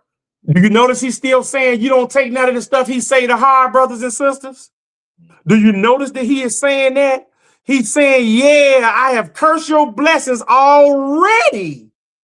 Look at the curses that are upon you for a people that you can't tell nothing, that's not cursed, a people that is perfect, a people that's blind, brothers and sisters. Look what he's saying gonna do to you. Verse 3. Behold, I will corrupt your seed and spread dung upon your faces, even the dung of your solemn feast, and one shall take you away with it. Think about what he said. Doo-doo on your solemn feast. Your solemn feast is the Freakniks. Your solemn feast is the Christmas party that you're having at your jobs that you'll be so happy for. The Easter egg hunts.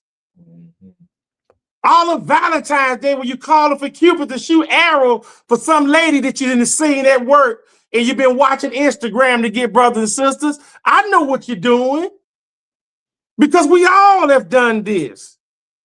But listen at the instructions of what the priest's doing, because the priest should do like I'm doing now. This is our job.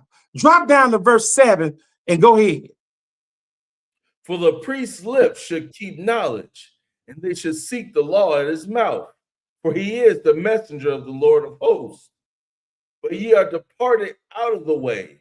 Ye have caused many to stumble at the law. Ye have corrupted the covenant of Levi, saith the Lord of hosts. So listen to what he said you did right there. He said that the priest's lips should keep knowledge. All of our children, the daughters, the men, everybody should be able to tell anybody what thus saith the Lord, because we are a nation of priests, brothers and sisters.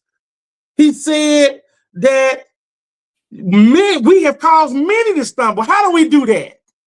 The Sabbath day is not on Saturday. The first day of the week is the Christian. We followers of Christ. We followers of Jesus, brothers and sisters. This is what they are saying.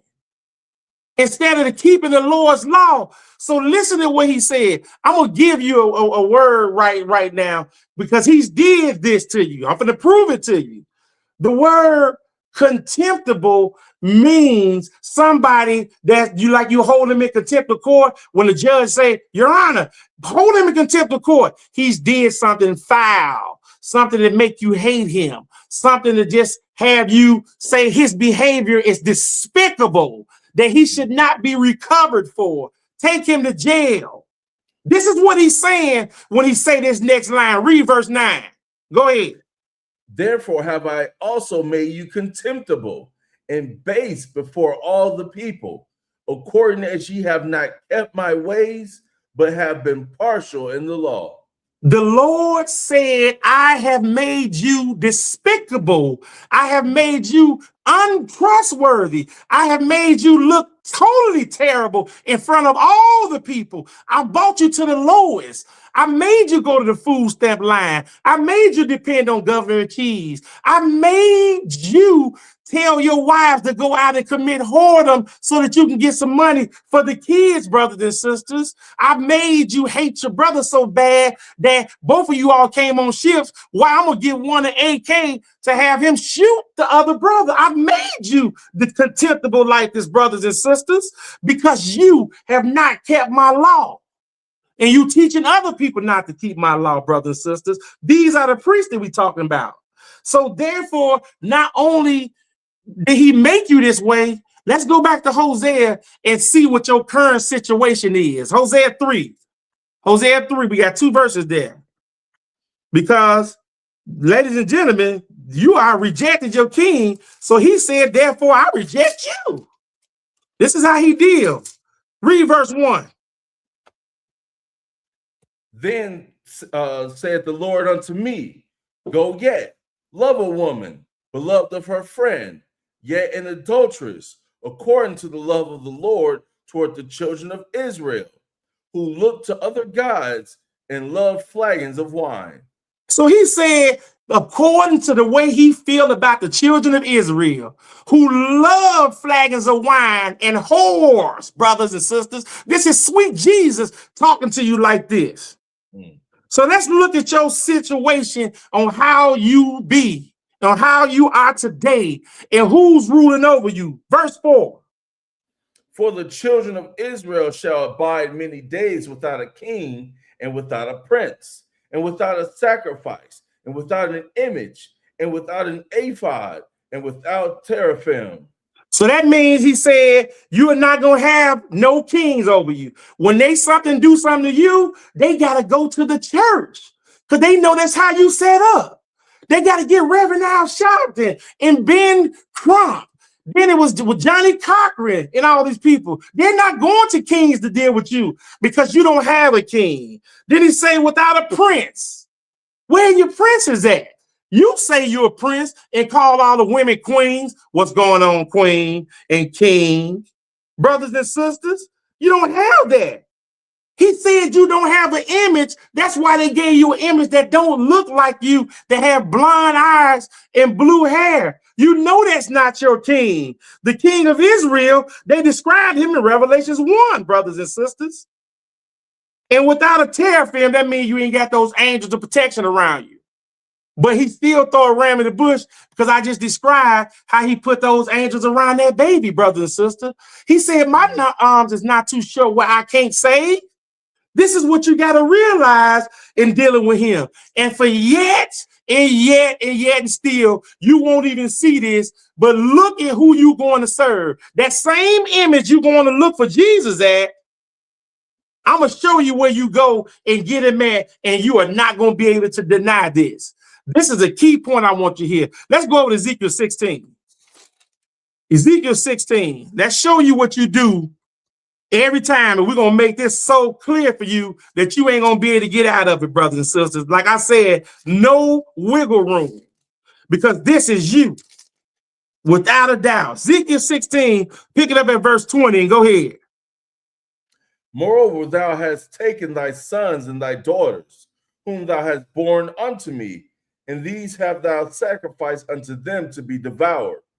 Is this of thy whoredoms a small matter?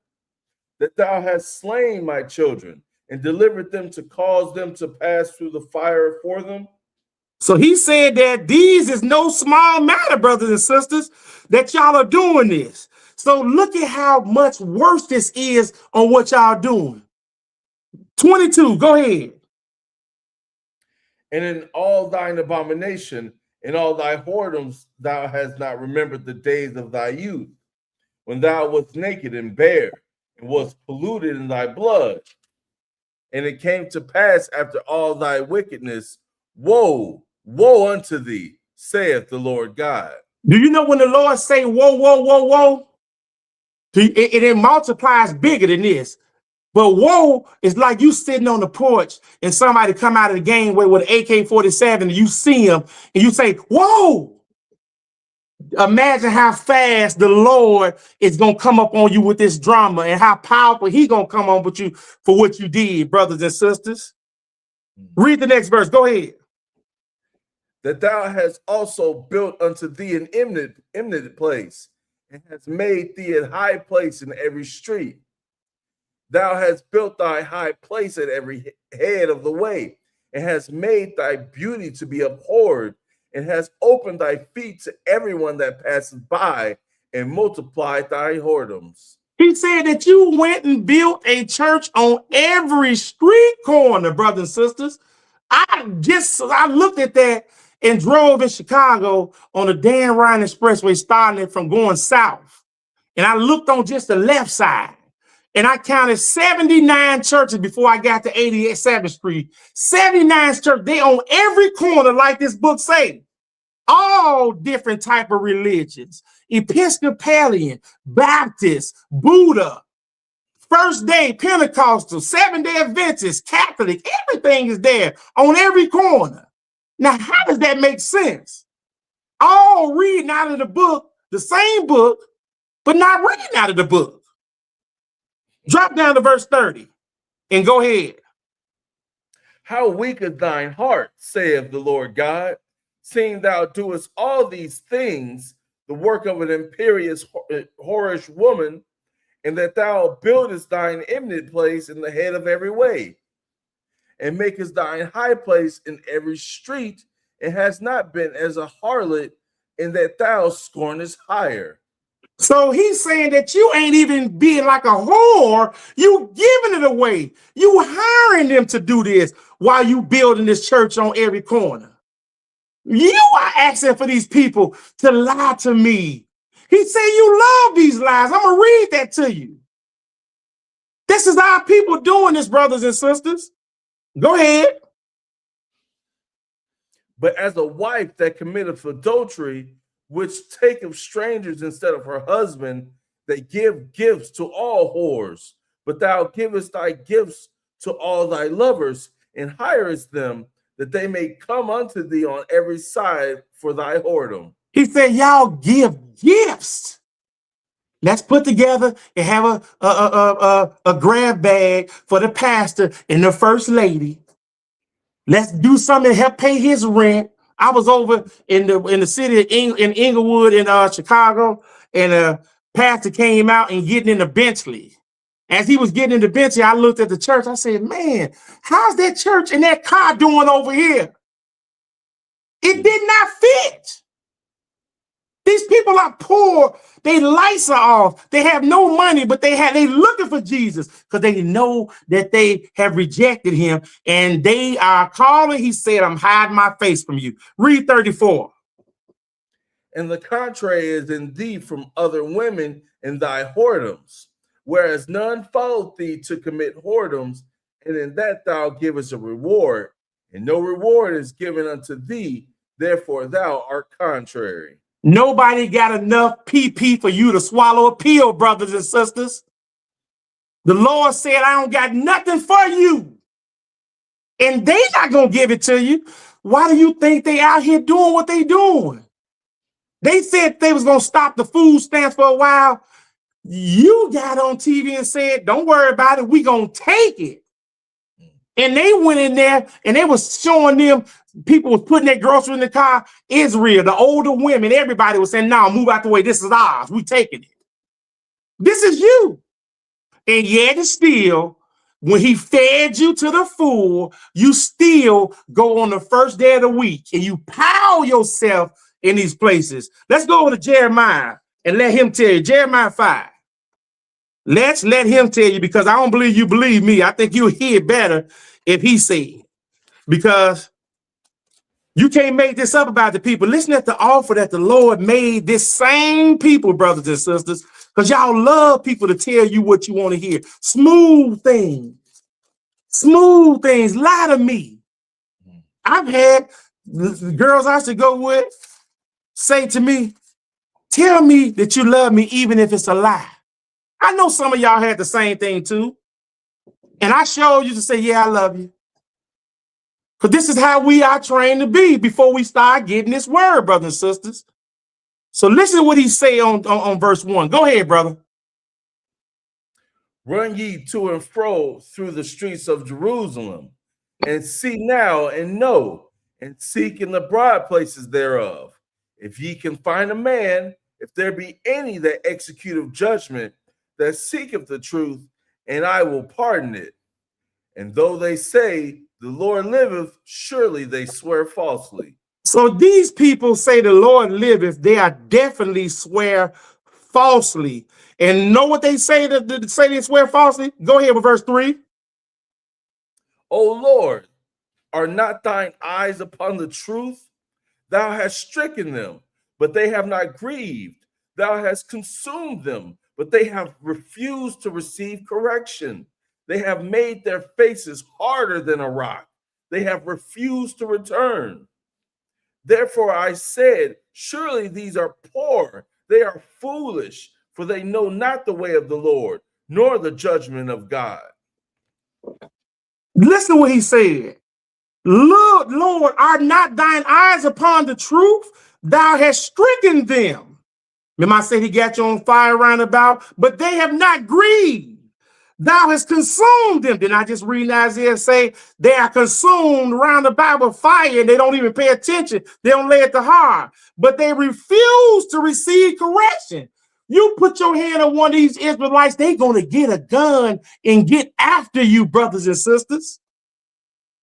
They would kill you in a heartbeat like it's nothing. Mother, father, it don't matter. This is the people he describing. So listen what he said on verse 5. Go ahead. I will get me unto the great men and will speak unto them, for they have known the way of the Lord and the judgment of their God. But these have altogether broken the yoke and burst the bonds. Wherefore a lion out of the forest shall slay them, and a wolf for the evening shall spoil them. A leopard shall watch over their cities. Every one that goeth out thence shall be torn in pieces, because their transgressions are many and their backslidings are increased. Oh my goodness, that sounds so. This is Jesus talking. The one you say he's so sweet and so loving. He said, wherefore a lion out the forest shall slay them, and the wolf of the evening shall spoil them, and the leopard shall watch over their cities. Everyone that go out shall be torn to pieces. Do he seem so sweet right there, brothers and sisters? Who are you praying to? Because this guy is mad. Look at what he asks this question, why this is happening to your brothers and sisters. 17:7, go ahead. How shall I pardon thee for this? Thy children have forsaken me and sworn by them that are no gods. When I had fed them to the full, they then committed adultery and assembled themselves by troops in the harlots' houses. Hold on. Did you hear what he said? The Lord said this because the Lord said if he can feed birds, I definitely can feed you. So when he let your lights go off, then he give you a check that you ain't worked for coming to mail. You say, oh my goodness, I got a check. And then you go get that money that they give you from welfare and you take it and sell the food stamps and have barbecues and everybody's happy as long as they eating. Because you know we love eating and stuff, right?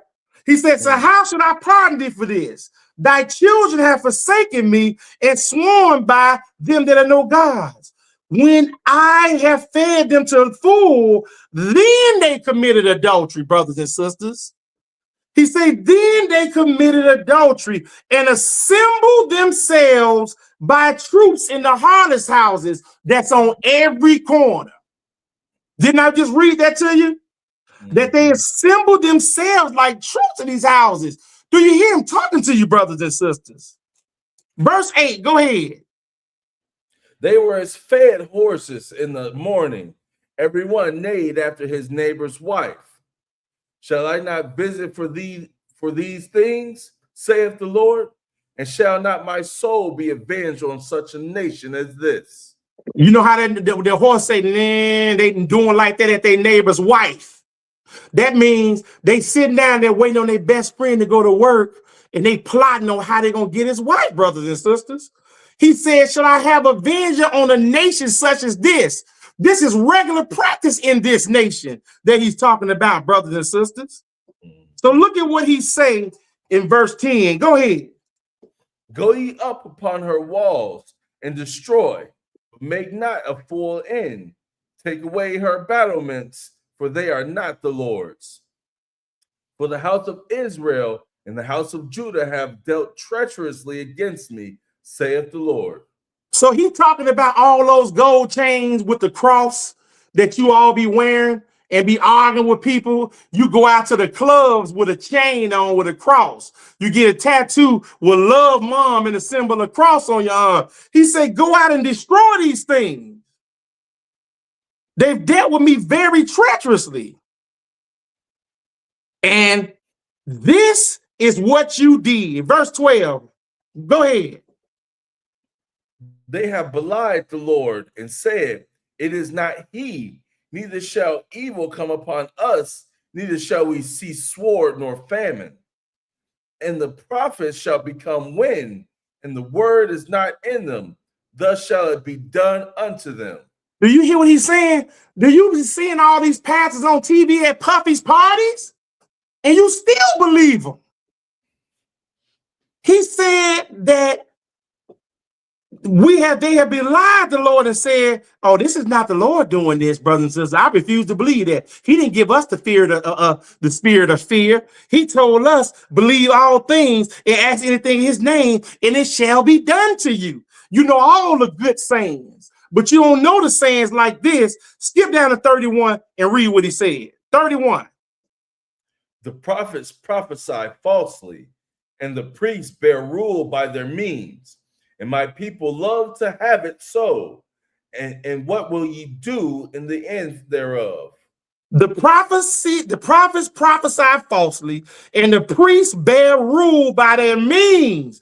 Remember, I just said I was over in Inglewood and saw that pastor coming out, getting into Bentley, and all the houses are run down around him. And by the way, it's on the corner, brothers and sisters.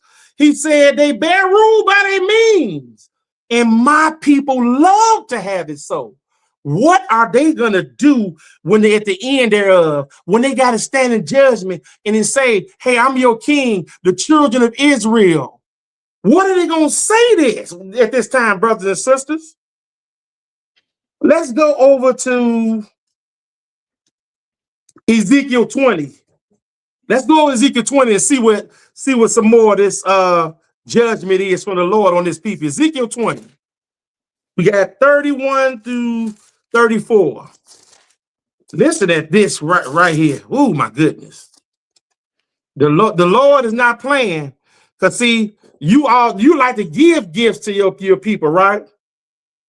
Oh, my goodness.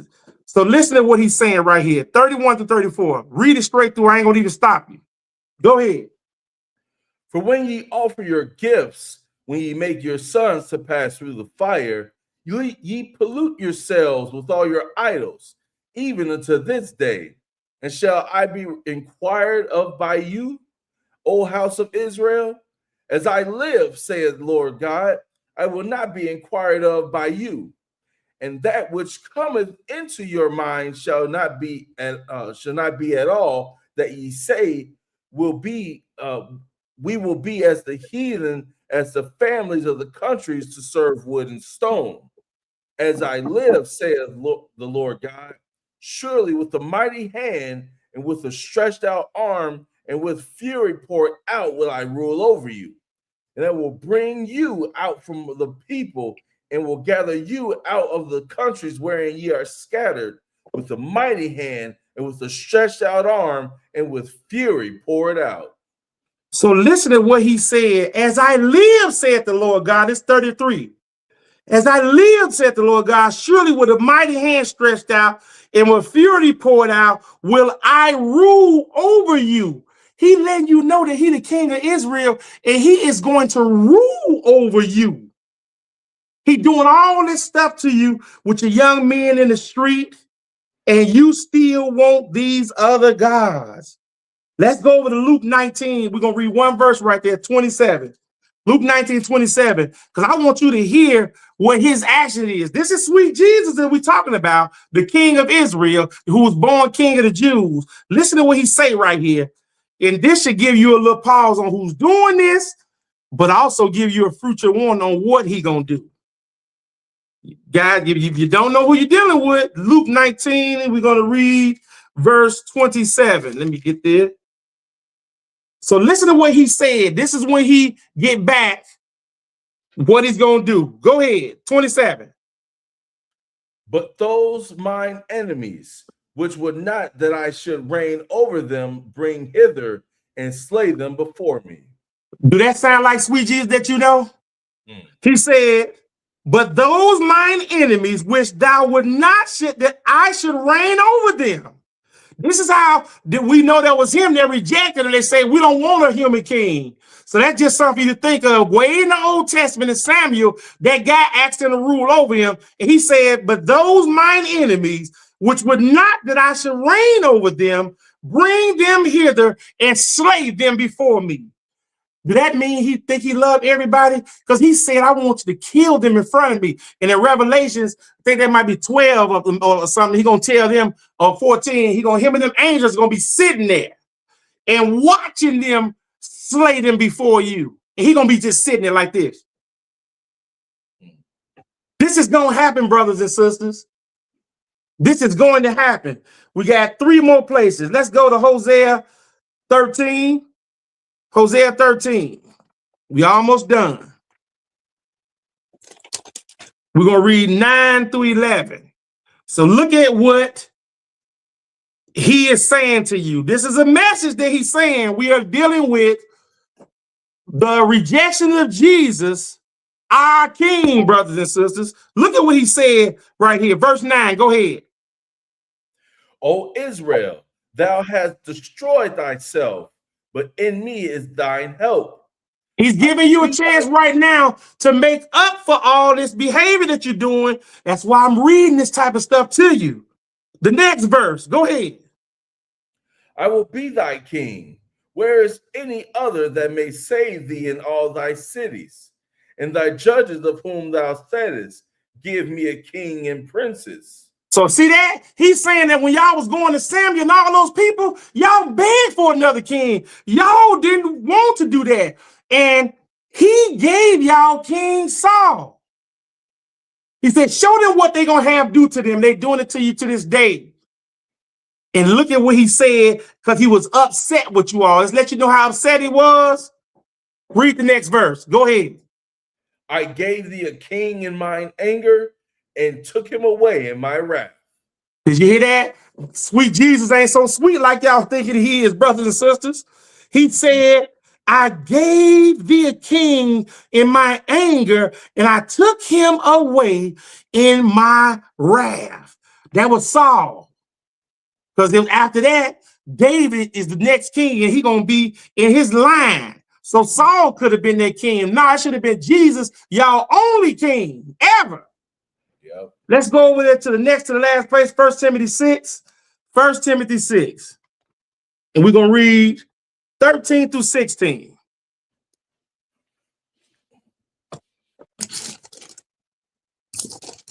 First Timothy 6, 13 to 16. When you get there, brother,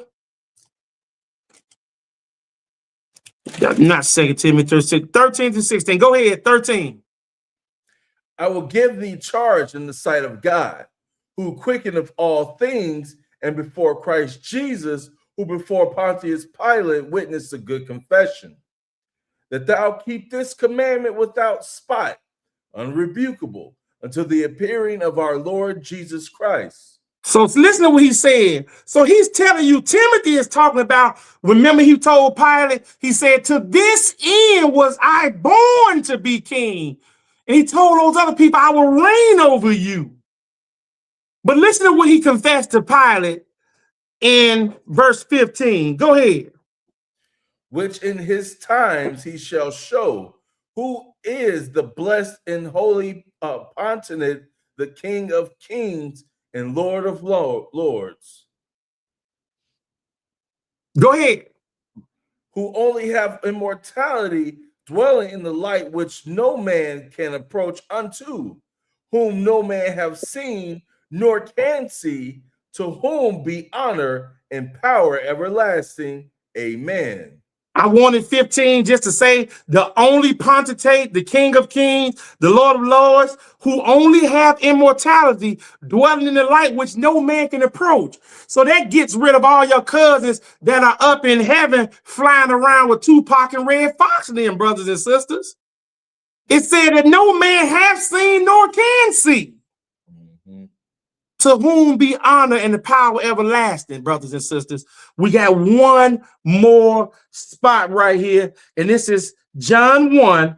We got verse 10 and 11, and we're going to deal with that. Last verse is going to be 43, 49, because we're dealing with the King of Israel. We're dealing with your king, brothers and sisters.